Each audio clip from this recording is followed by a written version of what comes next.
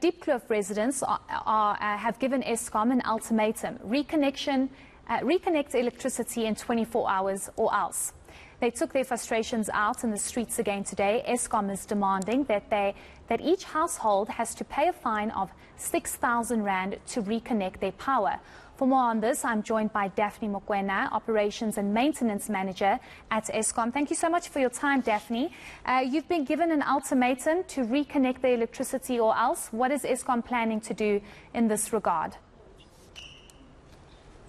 Yeah, thanks, Heidi, and thanks to your listeners. Look,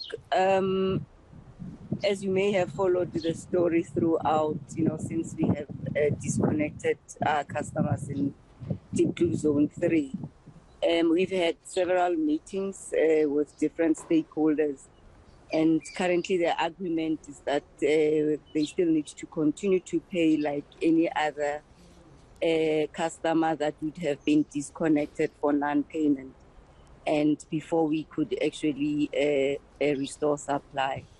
So that's where we are, and we just hope that the customers will comply and pay their fine so that we can reconnect them, because we also do not also condone the fact that we need to disconnect customers. However, if customers are not paying for their services, we need to follow our processes in terms of ensuring that they do pay and they do not just receive free electricity. But Daphne, is it a thing of you disconnecting electricity specifically to households that have not paid their electricity bills? Because many of the residents are saying that some of them are paying customers. Many of them are saying that because you have to cut a whole block off, some households suffer when they are the paying households. What do you do in a situation like that? Because it's a very difficult balance. People are using a service. Many say you should pay for the services that you use. But some are saying we are paying, but we still don't have electricity, while others are saying we actually can't afford to pay for this electricity. Yeah, look, Heidi, if customers do not have cannot afford to pay for electricity, one can only imagine that his or her consumption obviously is low, basically because obviously the appliances that he or has shouldn't be consuming or using a lot of electricity. And in such cases, those customers or households, we refer them as indigents, which need to work with the municipality to register them as such so that they can receive free basic electricity, so that whatever else or an additional use of electricity above what the free basic electricity is, that they are able to can at the end of the day be able to afford. However, we seem to see or observe that our observation is that most customers, even though they declare that they are indigent, they have not registered with the municipality as indigents, or they are using a lot of or consuming a lot of electricity. So in the cases where for an example, in this case, out of 755 customers, we've got only about 114 that are paying. Our observation, when we come to disconnect the 600 or the balance, because of the number is very high, our technicians get to be chased out of the area, and you do not get that opportunity to disconnect those customers that are not paying. And at the end of the day, Eskom obviously, buys this electricity that it supplies to these customers, and it just becomes costly to sustain for Eskom. But Daphne, let's just be realistic here. It's not one day or 1 month or 2 months that this has been an ongoing crisis and issue in Soweto. This has been going on for a very long time. And during electioneering, we had male candidates saying that they're going to sort out the problem.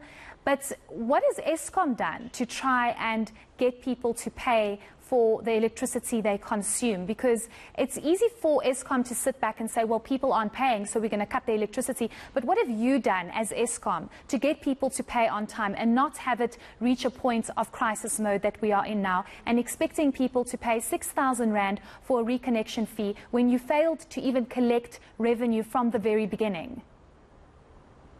Yeah, just to give you an example on this, and I hear you, Heidi, but just to give you an example with this particular case that we're talking about of Zone 3, just before the registration, I think it was around, September, we had disconnected, obviously given the notice to the customers and disconnected them.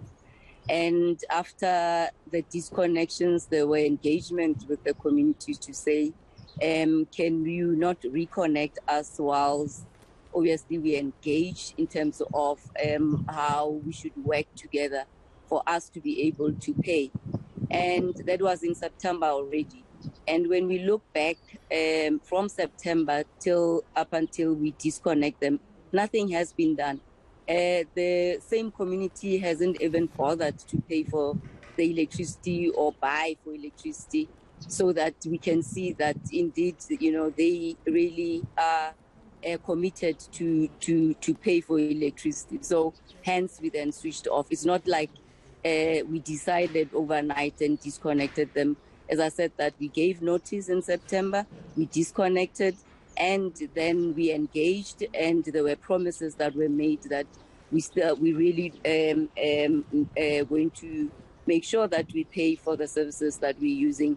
However, come November, the same community still not paying for their services. So this is basically ongoing, Heidi.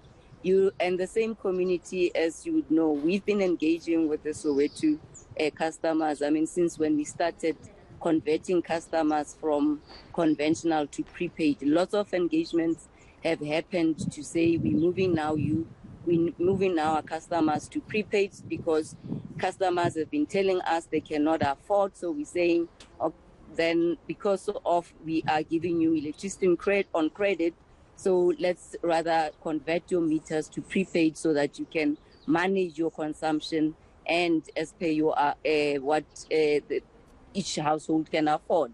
But seemingly the culture of non-payment becomes an issue.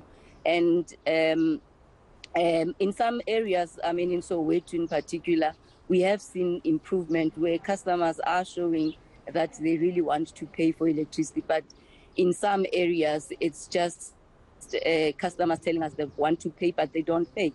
I mean, it's, I think, very obvious that if you are getting a service, you need to pay for that service. Sure. Daphne, just very quickly and lastly, what is the solution going forward? We do understand that residents are not backing down. They continue to block main roads, causing massive disruptions. They are not in agreement with the 6,000 Rand fine, reconnection fee fine, and Eskom saying, well, you have to pay it. So what happens now? Do we just wait and see who budges? Look, we have been engaging, as I said, throughout this week with the community, with different stakeholders from the office of the Premier and the municipality to say how can we really work together with the community to see how we can meet each other halfway. And I think with those engagements, there's agreements that have been made so that we can obviously monitor as from Monday if ever those agreements have been implemented, so that we can actually see if we can reconnect customers if the customers have responded positively as agreed. Yeah, I don't know if they will respond positively. It looks like quite a mess in Soweto today. But thank you so much for your time. That was Daphne Mokwena, who's the Operations and Maintenance Manager at Eskom. It just seems as though there is no end to this situation in Soweto, and it's obviously going to be very difficult for everybody to resolve. But hopefully we can get the mayor on so that she can explain to us what the plan is going forward.